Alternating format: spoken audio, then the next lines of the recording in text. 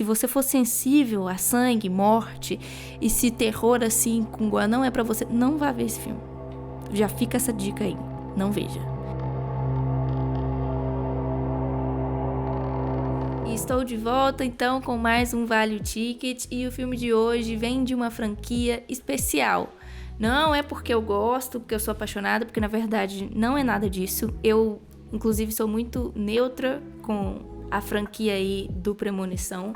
O Premonição, o primeiro filme dessa franquia, ele foi feito nos anos 2000, literalmente ano 2000. Então, ele já tem 25 anos aí de saga. São poucos os filmes de terror consolidados ou filmes de terror bons que têm uma duração de vida tão grande, né? A gente consegue lembrar de vários clássicos do terror que são sagas grandes, como Pânico, como Halloween, que tem aí uma duração bem maior. Mas o Premonição é especial porque ele é um divisor de águas no mundo do terror, na minha opinião. Bom, nos anos 2000, não se tinha tanta evolução de CGI, não se tinha tanta tecnologia, e o filme se propunha a fazer cenas de morte que precisavam muito de tecnologia, porque eram mortes extremamente incomuns e bizarras, né?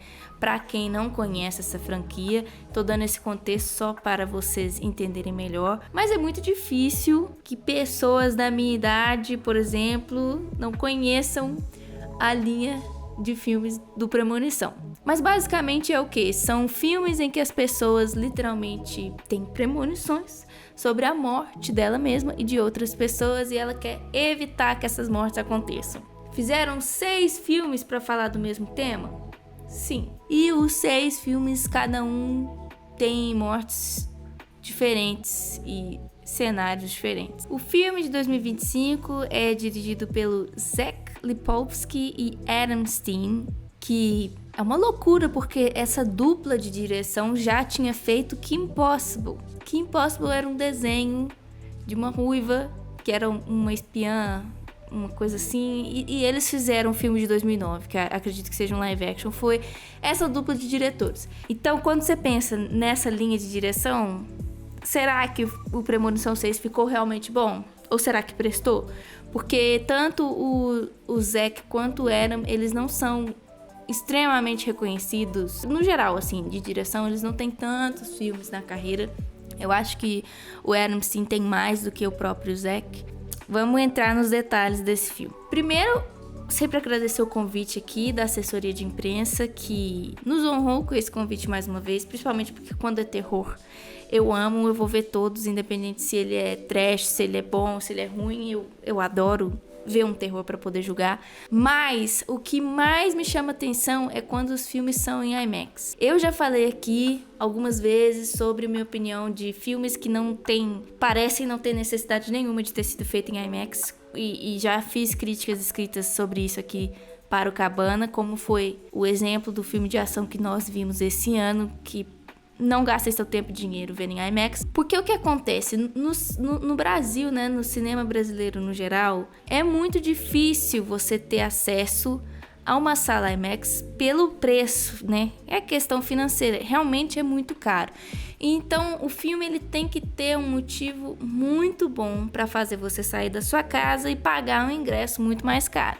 Justamente por isso que existe esse quadro do Vale o Ticket, pra gente te guiar a economizar dinheiro ou não. O Premonição 6, eu acho que ele encaixou certinho na escolha do IMAX. Por quê? Tem muitas cenas em que o som do IMAX trouxe um impacto muito maior e emoções do que eu acharia que teria. O som do IMAX, nesse filme específico, ele tem um encaixe muito perfeito, simplesmente porque é um filme que foi feito para te emergir na história mesmo.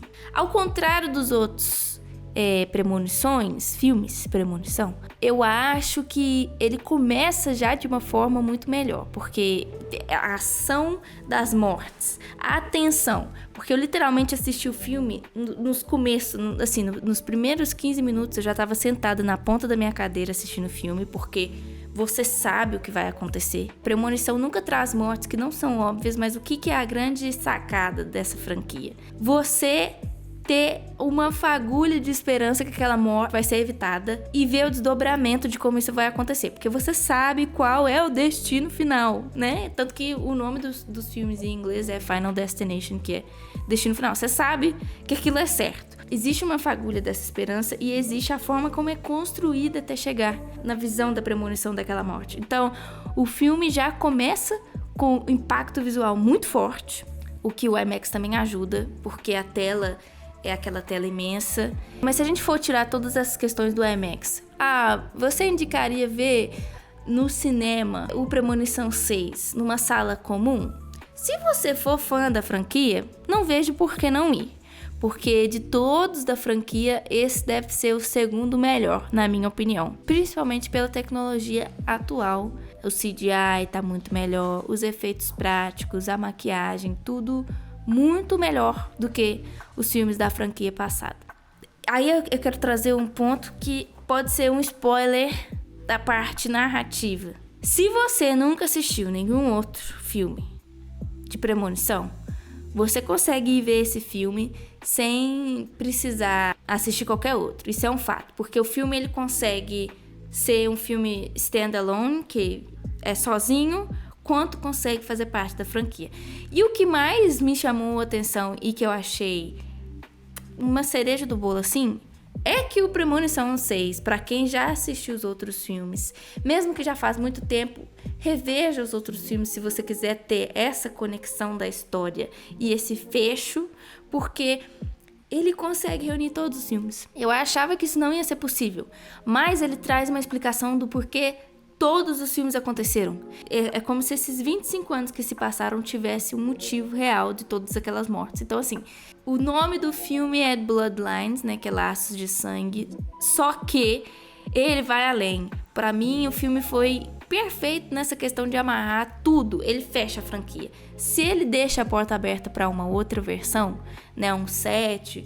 não sei, mas pra mim, se Premonição, a franquia inteira acabasse aqui agora, depois desse filme, ia acabar muito bem. Dentro desse aspecto que o Premonição 6 traz, que ele fecha esse ciclo e os fãs saem do filme assim, meu Deus, que coisa maravilhosa. E até quem já assistiu os outros filmes e não é tão fã, sai de lá sentindo que é uma saga que fecha melhor até que Star Wars, não é mesmo? Tem um outro ponto muito delicado, que eu acho que foi tratado de uma forma muito respeitosa e é um adeus significativo e muito emocionante no filme, que é o caso do ator Tony Todd. Infelizmente, o ator faleceu antes desse filme sair. Ele é um ator que tem... Gente, ele tem muitos filmes na carreira dele, é quase impossível você não reconhecer o rosto dele. Ele é o icônico Candyman. Ele tá nessa franquia de premonição inteira, né? Ele é o William Bloodworth, que é o cara do necrotério, né? Que eu esqueci como fala agora. Já chegaram a fazer um paralelo em que ele era a morte. Porque ele é uma figura muito sombria no filme, ele muito também misterioso. Esse ator, ele ficou doente, infelizmente, com câncer. E ele foi convidado a participar de Premonição 6 também. A forma como ele é introduzido nessa história também, né, no sexto filme, também traz um fecho todo para a história que aconteceu. E você entende finalmente quem é o William, né? Você entende quem ele é na história toda. A frase que ele fala por último, né, sua última aparição dentro do filme, é muito simbólico tendo em vista que o ator faleceu. Esse vídeo também fica como uma homenagem ao Tony Todd, que é um grande ator do terror, que vai ter seu legado lembrado por muito tempo, pelo menos pra mim. Eu acho que é um homem negro que mostrava excelência na atuação, que merecia mais destaque enquanto ele estava em vida também, mas que vai ficar aí, pra mim, como um destaque do terror, com certeza. Como Premonição tem muitos pontos de spoiler na questão da história, não vou falar muito disso, além do que eu já contei, já expliquei. E aí eu queria falar um pouco sobre a atuação. Gente, a atuação até que ela é muito boa. São atores, alguns deles novos, né, que estão começando agora. Eu até fiquei bem surpresa, porque não tem aquele aspecto cheesy, barato, esquisito que Premonição tem em alguns outros filmes que você fica cringe. Não, para, não quero ver isso. Não, na verdade a atuação aqui ela é bem sólida. Temos uma potencial Scream Queen nesse filme também, que é a mãe, né, na história. Mas o que faz esse filme valer a pena mesmo? A cinematografia. Pra quem não sabe, a cinematografia desse filme do Premonição 6 foi feita pelo Christian Sebald. Ele é muito conhecido pelo trabalho dele em CSI. E eu sou muito fangirl de CSI, de todas os spin-offs de CSI original. Mas, por que eu tô falando da cinematografia do Christian em Premonição 6? Porque fazia tanto tempo que eu não via um filme de terror que tem até um alto orçamento, assim, porque ele não é extremamente independente, com efeitos especiais e CGI tão maravilhosos, assim. Eu sei que eu já falei disso no começo do vídeo um pouco, mas, gente, parece que fazia anos que a indústria do filme de terror não via algo tão bem feito. E se você gosta de cenas com gore, você vai amar esse filme, porque as mortes, elas são muito explícitas e elas geram até um negócio assim que pra quem gosta desse tipo de terror vai ficar apaixonado com o filme. Inclusive é por isso que eu não recomendo que, se você for sensível a sangue, morte e se terror assim com gore não é pra você, não vá ver esse filme. Já fica essa dica aí, não veja.